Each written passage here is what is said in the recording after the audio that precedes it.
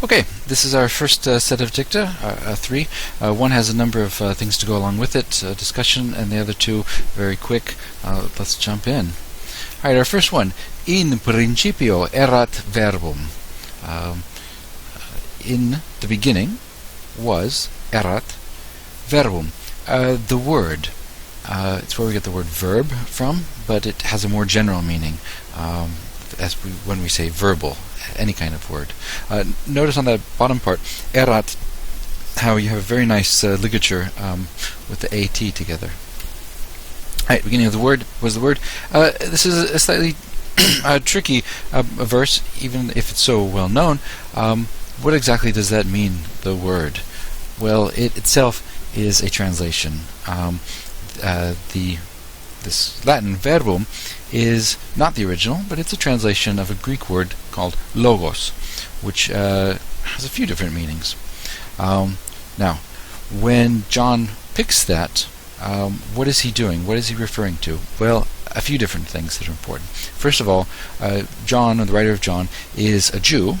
He's writing in Greek, but he is a Jew, and the scriptures of his country, the most famous ones, the Torah, begins, in the beginning, God created the heavens and the earth. And so when he starts his own thing within the beginning, he's echoing that, and any Jew will hear that and know it will ring very much a bell. All right. Now, in the beginning, God had created the heaven and the earth. That's pretty straightforward. The word for created, it is sometimes discussed. It's in Hebrew, bara. The question is this creation out of nothing or what? But for the most part, it's a pretty simple idea. You can think of it. Go in, create something. Now, but he responds with a Greek word that's a little bit trickier, logos. Logos is a philosophical word. It has to do with speech. It can be speech, it can be a word, it can be discussion, it can be almost the reasoning faculty. From it we get the word logic. Logic means the thing that you do with words, the way that you put words around. And this had a special importance for a group of philosophers in what we call late antiquity, called the Neoplatonists. The most famous of them, perhaps for the general public, is Hypatia, mostly because she was a woman, which was quite impressive and supposed to be very beautiful, quite brilliant, and she was killed, which makes it sad. Few people posing as her. There are others as well. She's a popular figure, and in a recent movie, this is the wife of James Bond. All right. Even more important, though, I think, for the writer of John is a kind of thought called Gnosticism. Now, the Greek word gnosis just means knowledge. It's a general word for knowledge. But for the Gnostics, they were talking about a specific kind of knowledge where, as they believed, they tapped into something about the way that the universe worked, something about eternal truths. And they were ones that they had special access to, either because they had been initiated through ceremonies into a group, or because they had had a mystical experience that opened the eyes of their soul, or both. But this was special, and not everyone had this. This kind of thing has gone on for a long time. There are still groups that claim this sort of thing. Right. Now, in their cosmology, that is, in their worldview, the way that they saw the universe, both the temporal and tangible things here, our bodies and the physical universe, all of this, but everything behind it, everything above it, a figure that they had, which they at least thought of in human terms, was Sophia. Sophia is just the Greek word for wisdom. If you are a philosopher, it means you love wisdom.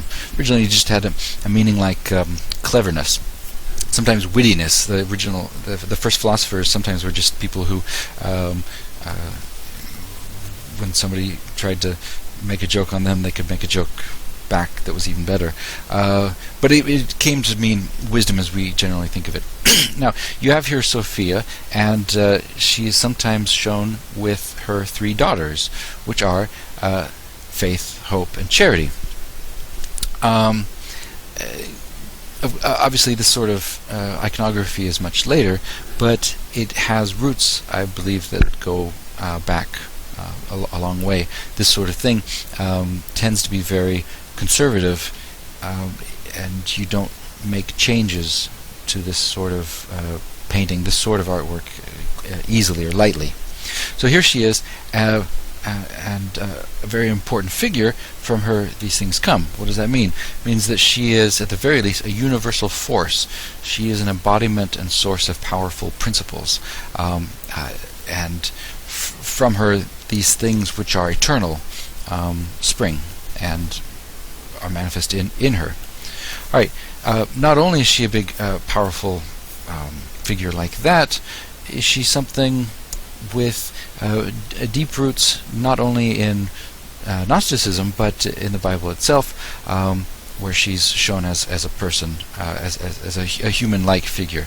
So one of the famous examples, Proverbs, wisdom hath builded her house, she hath hewn out her 7 pillars. We see that here in a couple of medieval Slavic depictions. The one on the left from the 16th century, the one on the right from the 18th, which I suppose is no longer medieval, but well, it depends on where you are.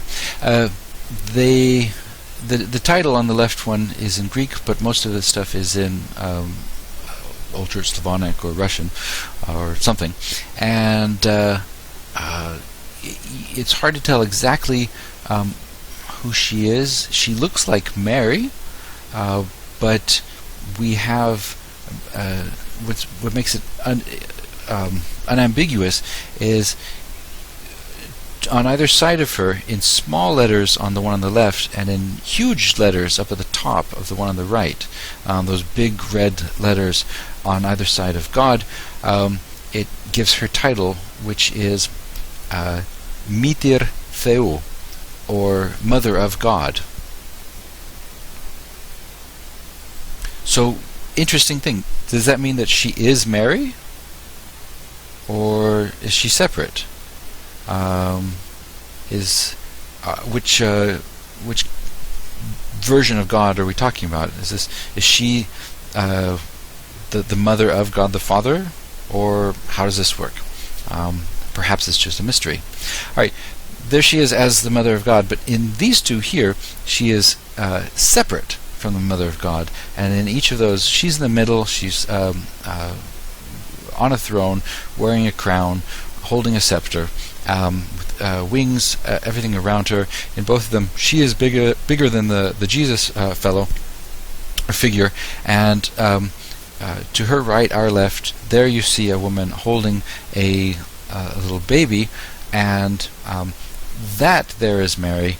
And again, we have a label for it on both those, Mitir Theou. These are both also Slavic ones, but the title, the label, is in Greek. All right, very, very famous Bible verse: "The fear of the Lord is the beginning of wisdom." This person here that you see, this is a new saint, also called Saint Sophia, but a different one. But the scroll that she's holding has this Bible verse, which in fact comes up twice. Now, for us today, the normal interpretation is that once a person learns to fear the Lord and to act in a proper way, then he or she begins to become wise by tapping into the wisdom that is granted by God, that sort of thing. The Gnostics had, at least often, a very, very different interpretation, which might be surprising for us today. They said that you had the Lord, who was the Word, or in Greek the Logos. You had this this divine embodiment of reason and thinking. The fear of the Lord, according to the Gnostics, was when the Lord became afraid. When he who was a reasoning figure caught this emotion of fear. And when that happened to him, from that sprang wisdom, or Sophia. It's stunning for us. Right, very big figure. If you go to Constantinople, this is the capital of the Roman Empire for much longer than Rome was, for about over 11 centuries. You go in there; it's huge. It's surrounded by water on all sides. You bring ships in; they're going to put Greek fire on you. Basically, it's napalm. They have a big chain that goes across the whole Bosphorus. On the land side, there are these huge walls. Nobody can get through it. They try it for over a millennium. Nobody is able to take the city, except once. And that was the Venetians, and in 1204, don't get me started. You see there in this picture that the really, really big thing, the strip down the middle, is called the Hippodrome, and that's where you have the races going around, the horse races. Now, if you go up and to the right a little bit, you see a big whitish building, and that is the temple or church of Saint Sophia, or of the Holy Wisdom of God. Now, think about that. Here we have, in the capital of the Christian Empire, we have a city that was founded by the first Christian emperor, and founded as a Christian city. There, the big church, the huge church, which is itself a symbol of Christendom, is named not after Jesus or Mary or one of the apostles or John the Baptist, whoever, but a very Gnostic figure. In other words, a heretical figure. We can say, by the way, that the Emperor Constantine, who founded Constantinople, when he was finally baptized at the very end of his life, was baptized by an Arian bishop, which made him a heretic too. But that's another matter. All right, reconstruction, although the place is still there, and I'll show you a photograph in a minute. On the bottom left, we have a photograph that's been photoshopped a little bit. They took out the minarets, which the Turks put up after they conquered the city. They conquered it in 1453. Very, very big. The biggest church, biggest building perhaps in the whole world for a very long time, just as the city dwarfed every other city. Here it is today. The big poles, those are the Islamic minarets that were added later.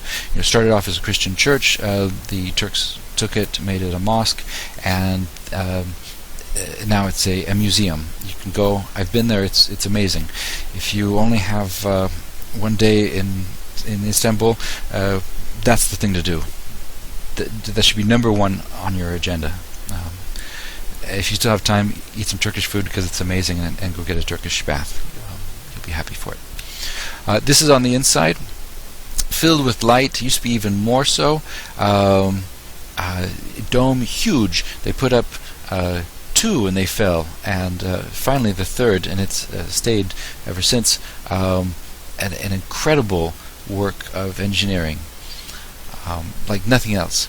You see up here the big green and gold Islamic medallions. Again, from the time that it was a mosque, but they fortunately left most of the iconography, the Christian stuff, on the walls. Most of it, so you see angels and so forth.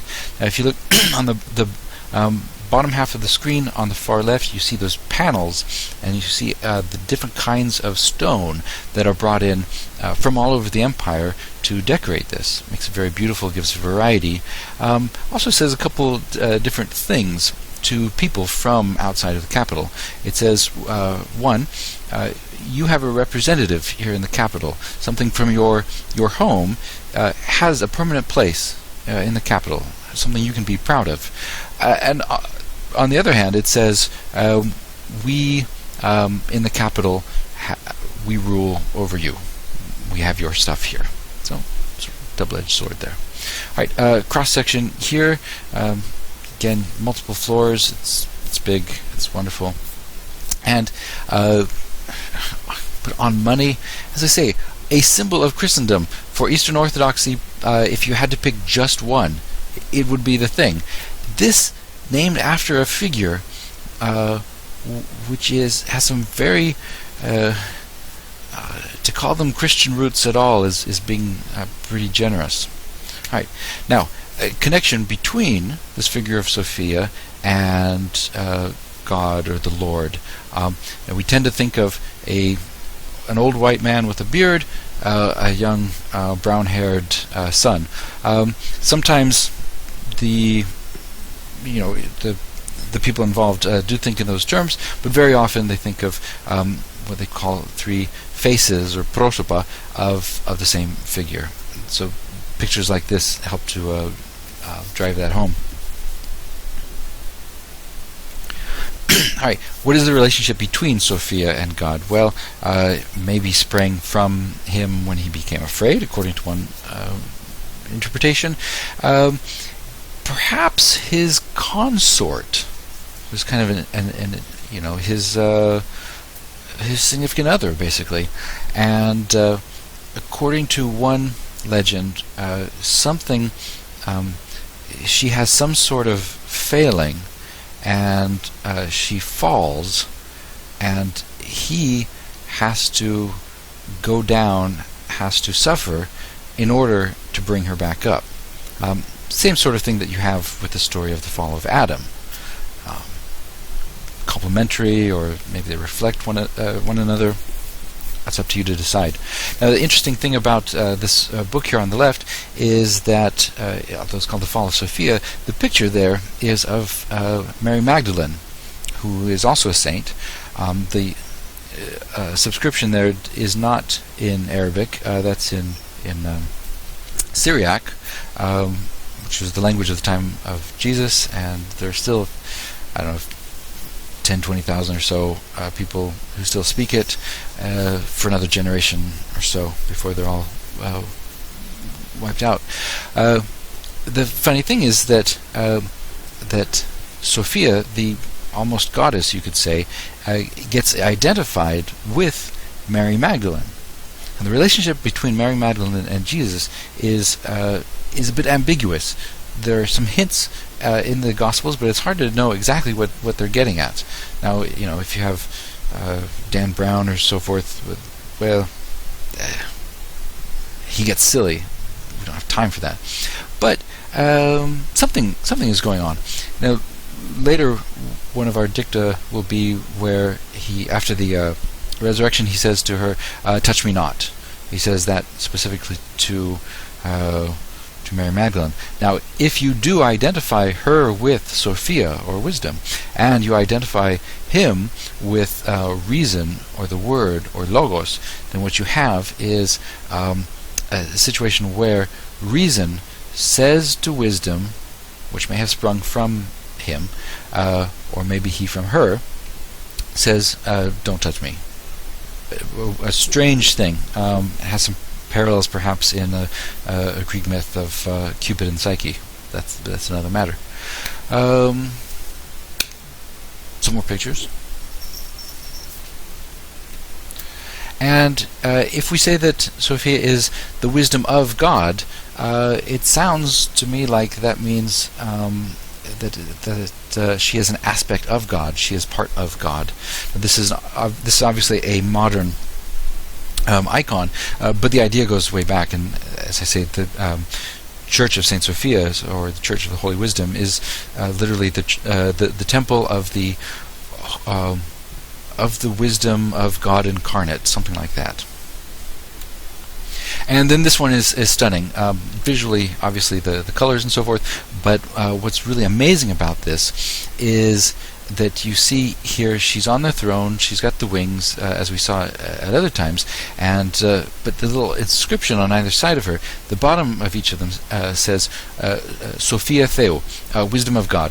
The top part makes her not only something that belongs to God, goes with God, is associated with him, something like that, but is him. The top part on each says Jesus Christos. It says, this is the wisdom of God, this is Jesus Christ. So they're no longer two separate figures, a male and a female, but have, for this kind of icon, merged into a single character, a single being, which might at some other time manifest itself as male, but here can show itself as female. Astounding, and something that is very different from the kind of Christianity that we're used to in the West. Same sort of thing on the right too. It says up at the top, Jesus Christos. It says this figure of Saint Sophia is Jesus Christ. Now down at the bottom, it gives her a different title, which is Iaia Ησυχία, literally saint or holy calmness. It's a kind of calm behavior. And in fact, there were people called hesychasts who tried to cultivate that kind of calmness in themselves and do that in order to get special insight and blessings, whatever. So what we have here is Sophia not just as part of God or whatever, but Sophia as God. In other words, you have wisdom, or Sophia, as divine reason, or logos. Incredible. Maybe John was Gnostic in going with that. I think he probably was, because of some later chapters. Maybe he was. Some people think that he was reacting against it. But he's saying, one way or another, in the beginning was this reasoning part, the thought part, and here we have God as the great architect, with his compass measuring out carefully the creation that he's about to perform.